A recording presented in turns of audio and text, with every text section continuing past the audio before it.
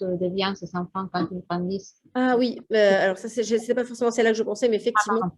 Oui. alors on n'a pas la réponse, malheureusement, parce que vous savez que ce sont des enfants qui ont des troubles et ils n'ont pas les mêmes troubles, donc et c'est pas les mêmes enjeux pour un enfant qui a un trouble du spectre de l'autisme, pour un enfant qui a des TOC, pour un enfant qui a un trouble de l'humeur, etc. C'est pas, ils n'ont pas les mêmes profils de développement.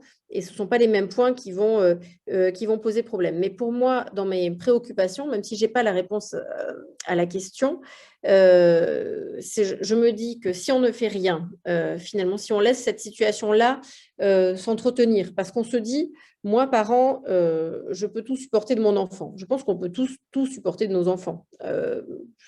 Probablement, mais si voilà, moi, parent, je veux supporter ça et j'encaisse parce que je vois qu'à l'extérieur, ça tient, etc. Donc moi, ma motivation, c'est que mon enfant avance, qui passe d'une année sur l'autre pour qu'il ait son bac, pour qu'il trouve un métier, etc. Je veux bien prendre les coups parce que je sais que c'est pour son bien. Vous voyez, enfin, si on reste dans ce type de raisonnement où on se dit je ne change rien, le risque, bon, déjà, c'est que la violence augmente, mais bon, ça, c'est une chose. Mais moi, je trouve que surtout le risque probable, c'est que ce sont des enfants qui n'apprennent pas à gérer leurs émotions tout seuls. Donc, finalement, le message qu'ils ont, l'idée qu'ils ont, c'est on peut, quand on n'est pas bien et qu'on a des soucis à l'extérieur ou qu'on a une journée difficile ou quoi que ce soit, on peut décharger ses émotions sur les autres et sur ceux qui sont les plus proches, sur sa famille. Après tout, c'est OK, on peut faire ça, ça fonctionne. Et puis après, ça va mieux et on repart pour une nouvelle journée. Le risque, c'est celui-là, c'est qu'en fait, on ne leur apprend pas à gérer leurs émotions tout seuls. On leur apprend à gérer leurs émotions sur un punching ball. Et quand ils vont, enfin, punching ball humain, quoi, vous.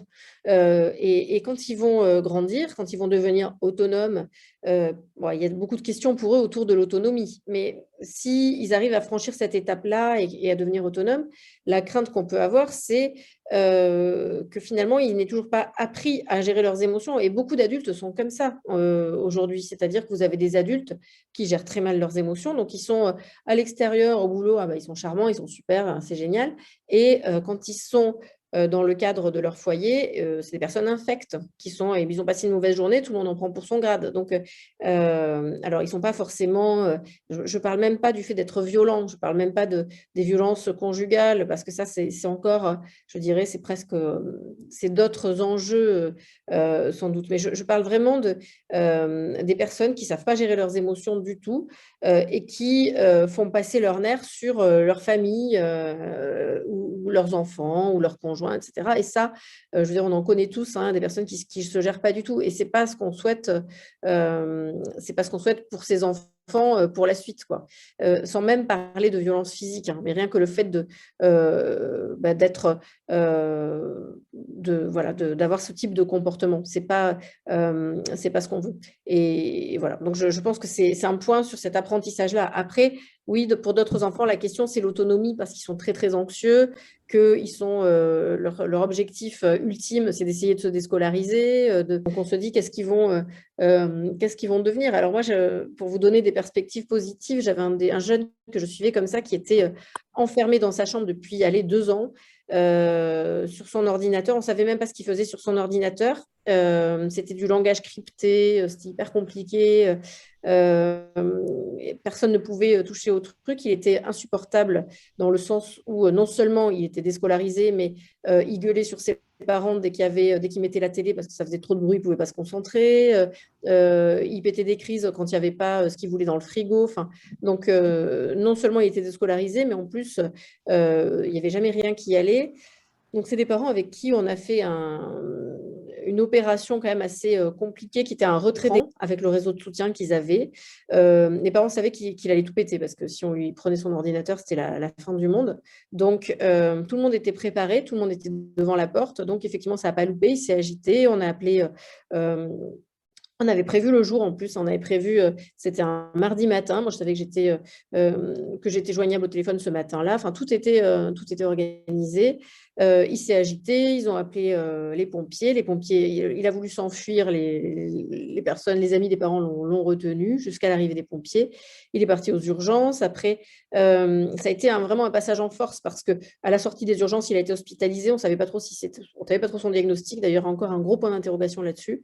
Au final, à la fin de l'hospitalisation, quand les psychiatres ont dit bah, pour nous, on ne voit pas d'intérêt à le garder, et les parents ont dit mais nous, on ne viendra pas le chercher. Donc, il a fallu, du coup, les parents, on a fait un passage en force en disant bah, non, les parents ne veulent plus. Donc, bah, c'est au service social, c'est au groupe d'accueil d'urgence de venir le chercher. Il n'y avait pas d'autre, c'était obligatoire. Donc, les services sociaux étaient évidemment super énervés parce qu'ils n'aiment pas du tout les passages en force. En tout cas, ils l'ont pris au foyer d'urgence. Il y est resté quelques temps. Alors, il fuguait régulièrement pour aller chez ses parents, mais qui avaient fait changer les serrures et qui ont appelé régulièrement les éducateurs pour qu'ils viennent le récupérer devant la porte. Bref, ça a tenu plus ou moins comme ça. Il a pris un petit appart, il avait presque 18 ans. Donc, ils lui ont pris après un petit appart. Et en fait, il a réussi à rentrer à une école d'ingénieurs qui est l'école 42, qui est un truc organisé par Free pour les geeks. Hein. Donc, a priori, il était quand même assez fort. Et c'est un jeune qui, du coup, a aujourd'hui, alors je ne dis pas qu'il a une vie sociale très riche, mais il est autonome, il fait son truc, et c'est peut-être quelque chose qui viendra. Donc, et pourtant, c'était vraiment j'allais dire, une des pires situations, dans le sens où on pensait qu'on n'allait jamais le désincruster de sa chambre et qu'il ne ferait jamais rien. Voilà. Mais pour certains, l'enjeu autour de l'autonomie est compliqué. Donc, c'est pour ça que je reprends cet exemple. Mais pour d'autres jeunes, et je pense à des parents qui ont suivi le groupe et qui étaient un peu dans nos premiers parents, notamment une maman qui est intervenue dans le documentaire, alors je ne sais pas s'il est encore en accès, qui avait été fait dans notre service, le 52 minutes, sur justement cette problématique-là. Il y a une maman qui témoigne pour son fils, une maman qui s'appelle Johanna, vous pouvez retrouver le documentaire, hein, et dont j'ai eu des nouvelles récemment. Je la prends souvent en exemple parce qu'elle, elle vivait seule avec son fils qui était ultra violent, qui pétait tout. Elle avait tout mis en place et c'était elle qui avait fait venir quelqu'un pour reboucher les murs dans le salon, alors qu'elle avait honte, elle ne pouvait plus recevoir personne chez elle parce qu'elle avait honte de l'état de son appartement. Et elle avait demandé à un ami un peu bricoleur, il était venu. Et du moment où ça s'était passé, il n'y avait plus jamais eu en tout cas de trous dans le placo, quoi. Il y avait eu d'autres dégâts, mais la violence était retombée.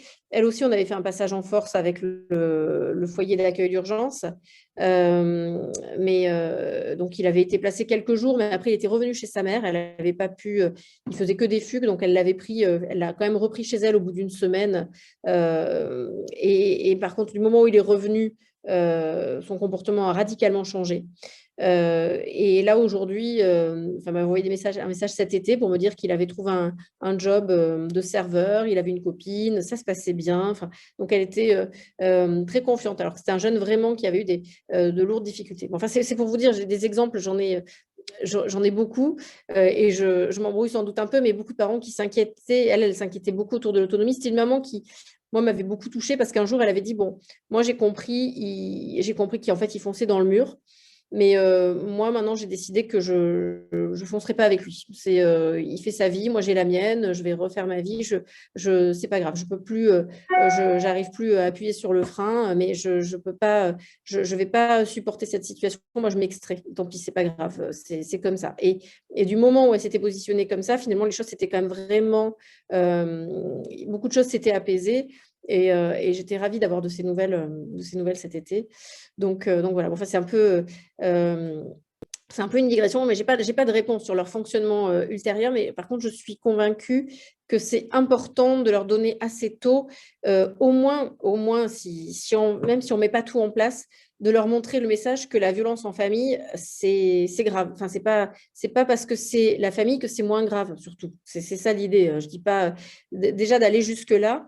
C'est pas l'impunité parce qu'on est dans la maison et qu'on est entre nous et qu'on s'aime, quoi. Et le fait d'en parler, le réseau de soutien, même si vous leur demandez rien, même s'ils viennent pas chez vous, même si, mais de dire voilà ce qui s'est passé et que l'enfant sente que vous êtes libre d'en parler ou que, en tout cas, vous vous autorisez à dire ce qui se passe. Déjà, c'est beaucoup.